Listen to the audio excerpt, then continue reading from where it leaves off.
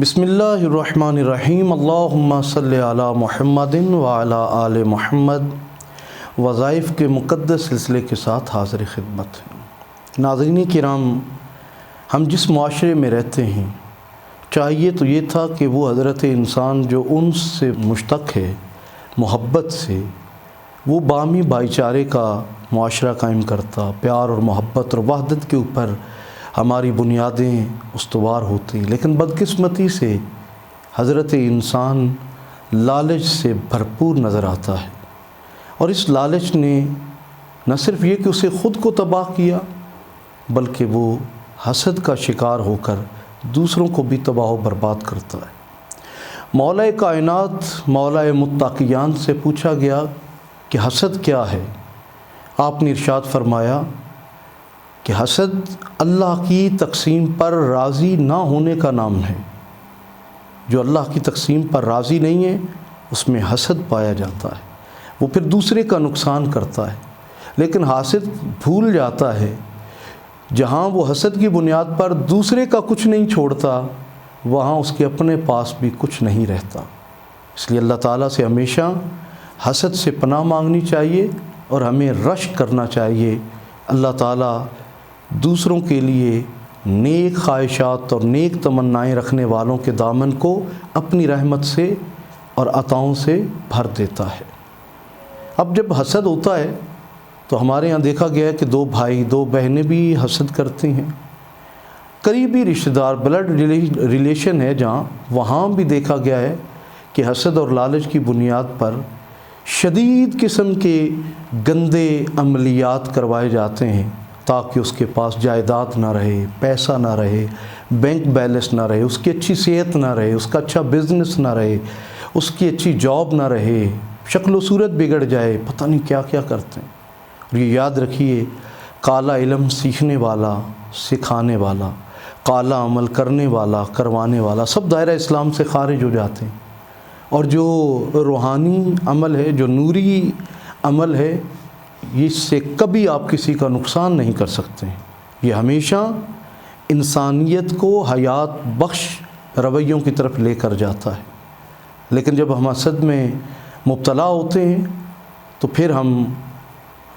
غیر مسلم عاملوں کے پاس چلے جاتے ہیں، اور نتیجتاً جس کے اوپر یہ گندہ عمل کروایا جاتا ہے،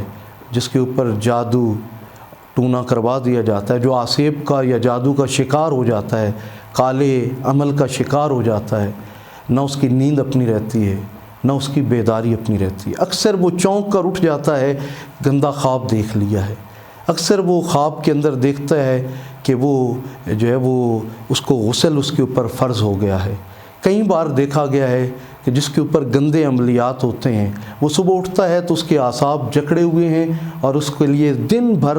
کوئی کام کرنا بھی اس کے لیے آسان نہیں رہتا، حتیٰ کہ وہ اپنے دین کے بارے میں، خدا اور رسول کے بارے میں بھی بدگمانی کا شکار ہونے لگ جاتا ہے۔ اس کے اندر نیکی کا جذبہ ختم ہونے لگ جاتا ہے، برائی کی طرف وہ دوڑنے لگ جاتا ہے، اور وہ نماز، روزہ، حج، زکوٰۃ، تلاوت قرآن، اس سے اس کا دل گھبرانا شروع ہو جاتا ہے، کیونکہ وہ اس حصار میں آ چکا ہے جہاں یقیناً جو ہے وہ اثرات بد شدت سے اس کے اوپر حاوی ہو چکے۔ ایسے میں اس کی بیوی اس کے رویے سے نالاں ہے، اس کے بچے اس کے رویے سے نالاں ہیں، اس کا بزنس تباہی کا شکار ہو جاتا ہے۔ جب یہ اثرات بد نمایاں ہونا شروع ہو جاتے ہیں تو ایسے میں کوئی ایک رستہ تو ایسا ہونا چاہیے کہ جب آپ اس پورے حصار سے آسانی سے نکل سکیں۔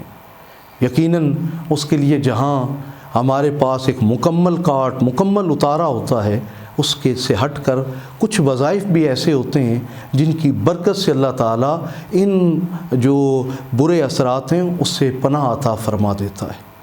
اور اگر ان وظائف کو ہوتے ہوئے بھی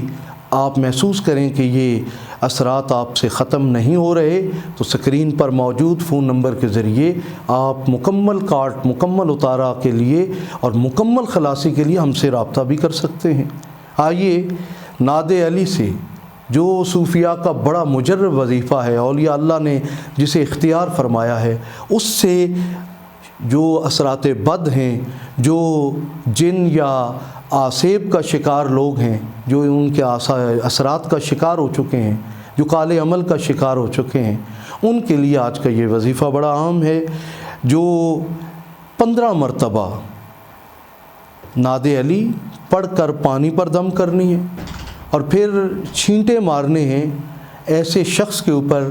جس کے اوپر یہ اثرات بد نمایاں ہیں یا موجود ہیں، اور انشاءاللہ آپ دیکھیں گے کہ فوراً جو ہے وہ اثرات بد اس سے دور ہو جائیں گے، اور وہ شخص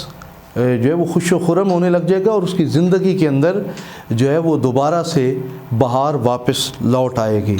نعت علی جسے آپ نے 15 مرتبہ پانی پر پڑھ کر دم کرنا ہے، وہ بھی سماعت فرما لیجئے۔ بسم اللہ الرحمن الرحیم۔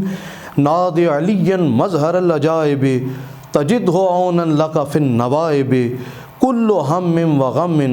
سینجلی بعظمتک یا اللہ